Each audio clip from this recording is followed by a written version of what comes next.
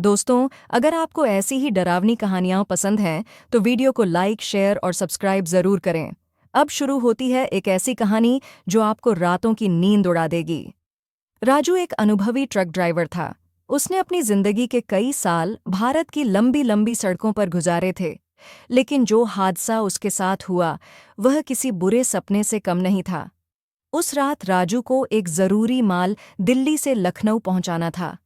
उसकी गाड़ी में भारी सामान लदा था और उसे समय पर डिलीवरी देनी थी।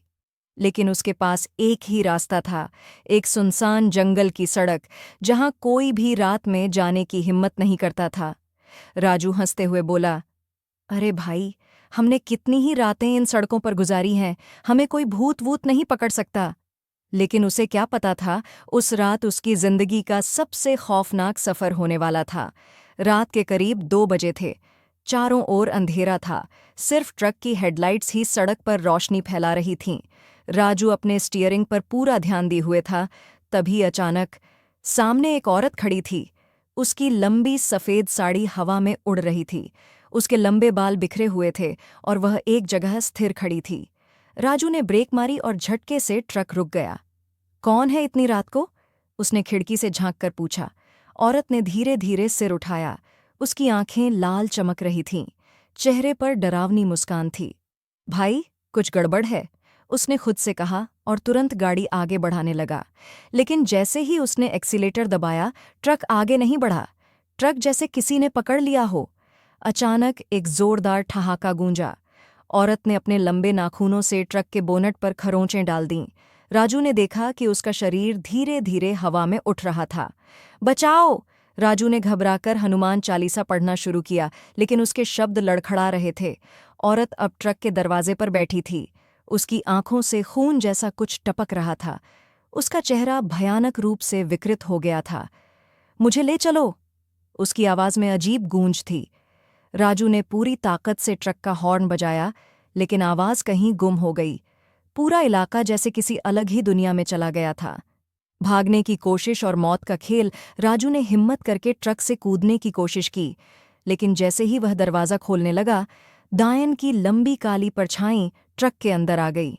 अब वह ठीक उसके बगल में बैठी थी। तूने मुझे रास्ता नहीं दिया, अब तुझे इसकी सज़ा मिलेगी। राजू की सांसें अटक गईं। उसकी आंखों के सामने अंधेरा छा गया। ट्रक अचानक अपने आप चलने लगा और भयानक रफ्तार में दौड़ने लगा। अब तेरा ट्रक मेरी मर्जी से चलेगा। स्पीडोमीटर की सुई 100 के पार जा चुकी थी। राजू ने स्टीयरिंग पकड़ने की कोशिश की, लेकिन उसके हाथ जैसे जाम हो गए थे।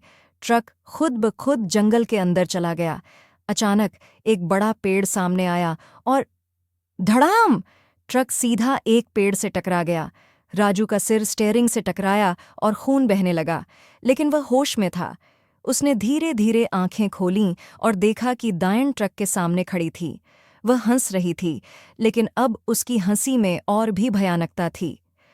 अब तेरा अंत नज़दीक है। राजू ने अपनी जेब में हाथ डाला और अपनी माँ द्वारा दिया हुआ हनुमान जी का ताबीज़ निकाला। बजरंगबली की जय! उसने जैसे ही ताबीज़ हवा में घुमाया, अचानक एक जोरदार चीख गूंजी। आ! दायन का शरीर जलने लगा। उसके चेहरे पर जैसे अंगारे बरसने लगे। राजू को लगा जैसे समय थम गया हो। धीरे धीरे दायन हवा में घुलने लगी और काले धुएं में बदल गई। कुछ ही पलों में वह पूरी तरह गायब हो गई।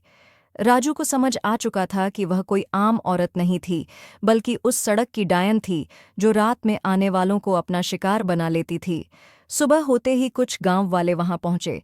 उन्होंने राजू को बचाया और उसे बताया कि कई साल पहले उसी जगह पर एक महिला की हत्या कर दी गई थी। तब से वह आत्मा इसी तरह ट्रक ड्राइवरों को परेशान करती थी। राजू ने कसम खाई कि अब वह कभी भी उस रास्ते से रात में नहीं गुजरेगा।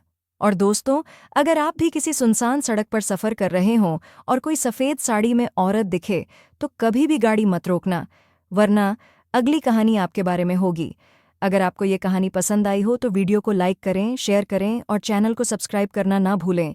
अगली बार मिलते हैं एक और डरावनी कहानी के साथ। तब तक सुरक्षित